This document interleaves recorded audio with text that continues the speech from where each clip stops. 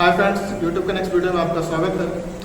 दोस्तों, आज हम बात करेंगे कि क्या एसबीआई को छोड़ के सारा का सारा बैंक प्राइवेट हो जाएगा या फिर ये सिर्फ और सिर्फ अफवाह है या फिर ये सिर्फ गुफा कहाँ पर उठा है। और सबसे बड़ी बात यह है कि ये आखिर क्यों कयास लगाए जा रहे हैं, आखिर क्या कारण है।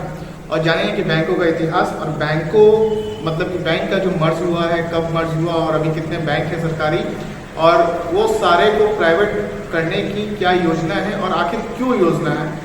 दोस्तों, तो बने रहे हमारे साथ।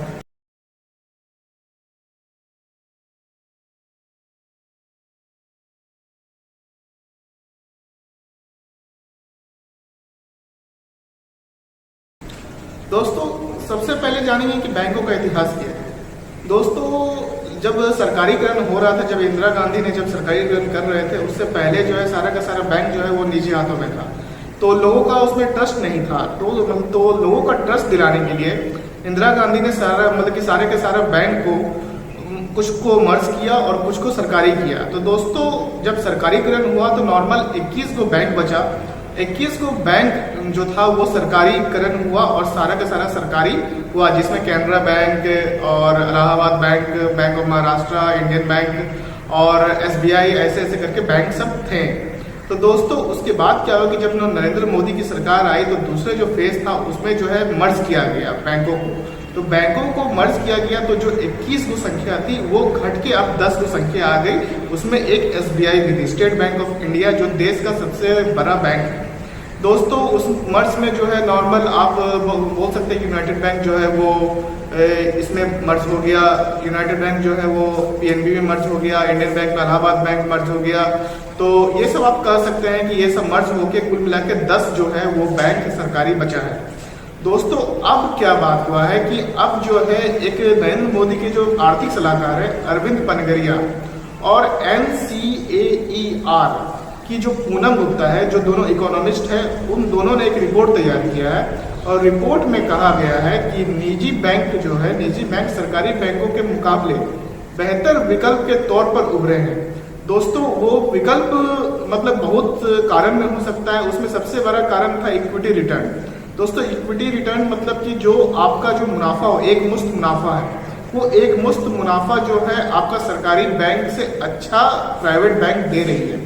दोस्तों, एसबीआई को छोड़ सारे के सारे जो पीएसयू बैंक है, जो पब्लिक सेक्टर अंडरटेकिंग जो बैंक है, वो निजी बैंक मतलब कि जो प्राइवेट बैंक है उसके सामने फिसड्डी साबित हो रहा है। रिपोर्ट के अनुसार बीते एक दशक में एसबीआई को छोड़कर दूसरे सभी बैंक ने हर पैमाने पर निजी बैंकों से बहुत पीछे रहे हैं। सरकारी बैंकों का ऑपरेशन कॉस्ट बढ़ा है और उनके द्वारा लोन डूबता है।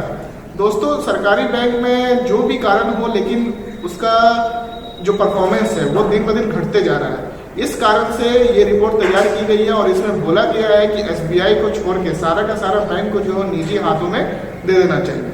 तो दोस्तों, अब बात करेंगे कि इसका असर क्या है, इस रिपोर्ट का असर क्या होगा और ये रिपोर्ट के मायने क्या रखते हैं। दोस्तों, इसमें जो है पनगरिया जी जो आर्थिक सलाहकार है, वो नरेंद्र मोदी का जो आर्थिक सलाहकार है, उन्होंने ये रिपोर्ट तैयार की है, तो बात जरूर ऊपर तक जाएगी। और दोस्तों, जैसे नरेंद्र मोदी सरकार जैसा कि कर रही है, प्राइवेटाइजेशन पर ज़्यादा जोर दे रही है, तो ये अब वो दिन दूर नहीं कि और सारा के सारे जो है कुछ सरकारी बैंक जो है निजी लोगों के हाथों में चला जाए। For example, Indian overseas bank जो है और शायद बैंक ऑफ इंडिया, वो सबको निजीकरण में शायद सबसे पहले प्रेफरेंस दिया जा रहा है और ऑलमोस्ट उसकी तैयारी पूरी हो चुकी है और वो जो है निजी हाथों में जाने ही वाला है। तो दोस्तों, ऐसा ही मतलब कि हम ये कह सकते हैं कि एसबीआई को छोड़ के आप जो है मतलब कि और सब जो है निजी हाथों में जाने के लिए तैयार रहिए। और दोस्तों, इससे बेनिफिट या घाटा तो नॉर्मल कस्टमर को जब उसका प्राइवेट होगा उसके बाद ही पता चलेगा, लेकिन उससे पहले नॉर्मल आप एक एम्प्लॉय को भी एक घाटा होता है। और देश से सरकारी अगर निजीकरण होता है तो उसका कुछ फायदे भी होते हैं, कुछ नुकसान भी होता है। दोस्तों, वो कारण एक अलग बात है, लेकिन हम आपको ये इन्फॉर्मेशन दे रहे हैं कि ये बहुत जल्दी ये रिपोर्ट जो तैयार की गई है इसमें अमल होने का चांसेस मैक्सिमम है।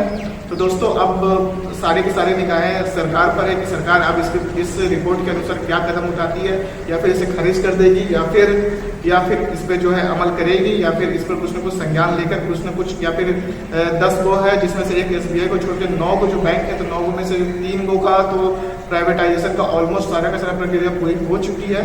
तो शायद और बैंक का शायद देखिए आगे तो देखने को मिलेगा कि निजी हाथों में चला गया।